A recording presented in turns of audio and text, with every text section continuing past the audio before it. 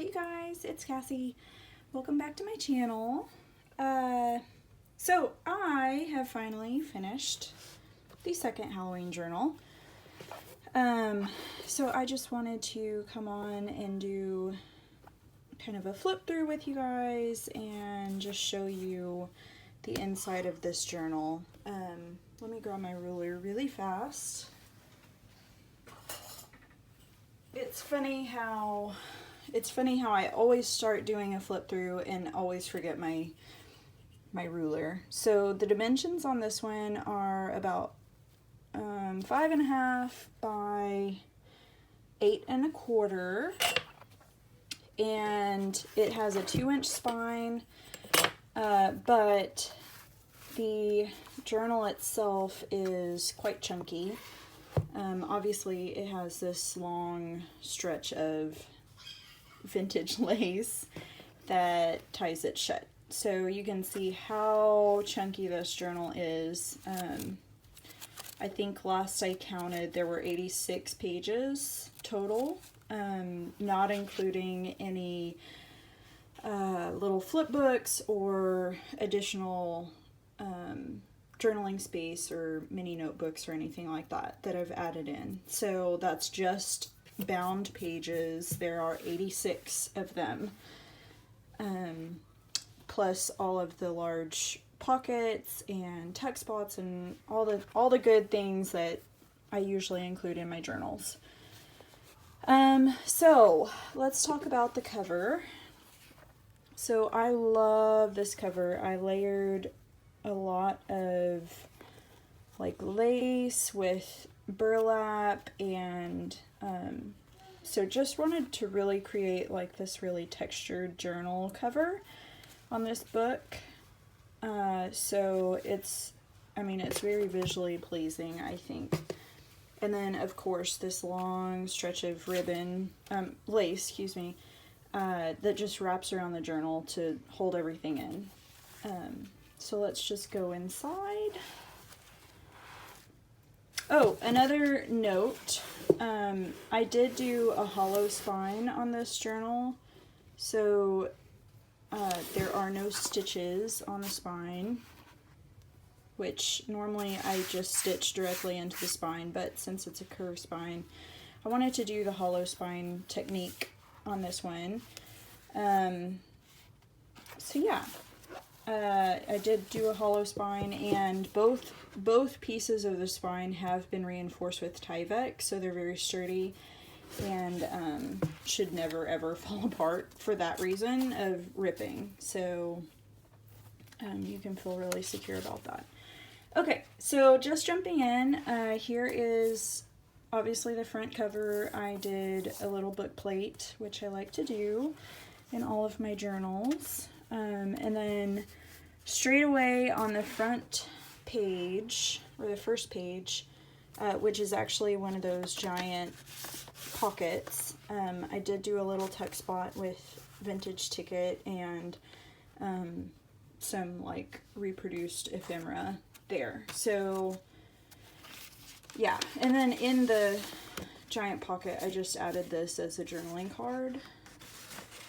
I'm probably not going to show you each piece just because there are so many pages, and so I don't want to have you sit here all day and watch this video.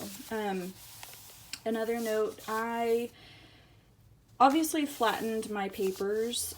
They're all coffee stained, but I did not take care to get all of the folds or creases out. It's a Halloween journal, and so I just think that kind of adds to the effect of like being kind of a creepy vibe. So yeah, I didn't do that. I did, however, hand stencil all of the pages, or I hand stamped them. So this is all hand stamped. This is hand stenciled with a stencil that I made. So unless it's like a printed like scrapbook paper, which this is. This is just a tie close pocket And then obviously I created like a tuck spot out of it. Now I'm not going to be able to tie it. On the back, it's a tuck spot, but I did secure this little string with another piece of paper, so it's reinforced. It's not going to move or come off. This is the tuck spot also, which I just included this little journaling card, and then this is like a matchbook fold. It had like the pricing information for the sheet of paper, so I just wanted to cover that. So that is there, but you shouldn't see it unless you're like prying it open. Just a tiny little tuck spot there, and a journaling card, some journaling pages. Here is a piece that I turned into, like, my little boy is watching Paw Patrol, and he thinks it's so funny. Anyway, turn this into like a little booklet, and it just tucks in there. And then this is a vintage, like columnar sheet. And then I created a little envelope here in the center fold of the first signature. Here's another belly band with a tag. Some more journaling pages. Another tag that I created. This is an altered paper clip. And then on the other side, I just have a tuck spot with another tag journaling card. And then here's the end of the first signature, which I included just a raw vintage prescription from 1929. So that's for you to use in whatever way you'd like. And then here I've just created like this little tuck spot. This page was not as thick. Like, this is kind of a heavier paperweight, and so this paper was not as heavy, and so I just wanted to stitch the whole way around. And so normally I create like this giant pocket, but on this one I did not. Like, I just stitched all the way around. So I did want to give you kind of the same effect. So you did get a pocket, but it's not quite as large as you normally would have at the beginning and end of a signature. But that is on the front and the back of this signature. So here's a little tuck spot, and this folds out, except I glued it. Oh, okay. So that folds out. And then here, this is just a scrap piece of paper that I tucked in. You can use however you'd like. But it just kind of added some contrast on that page. This is just a tuck spot. And then this is a paper doll, witch paper doll. And so obviously, she has a little glue on her dress. Obviously you can glue her together or keep her separate. I kind of like separate, and that way you can always replace the clothes later. Obviously another journaling card and a tuck spot there. And then here is a vintage anatomy page. And then a couple of tags. I love this one. And then this one is made out of a prescription.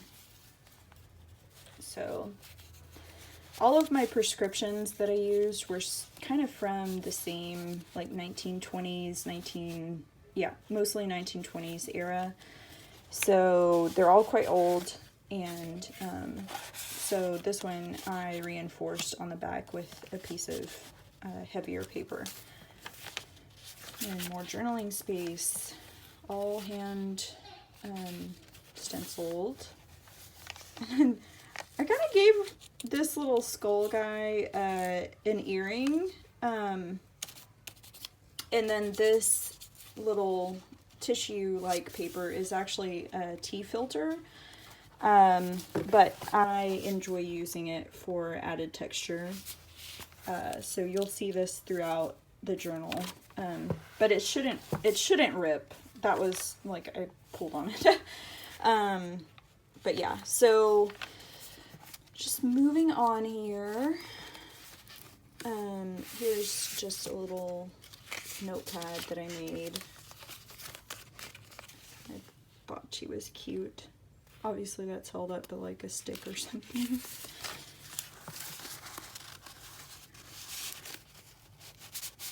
And she just tucks in there. And then here is the back of that same pocket thing. So here's another witch with a cat this time. Just a little journaling card. And if I can get her to go back in there. Okay. So then I created this little tuck spot here with just some vintage ads, obviously copies.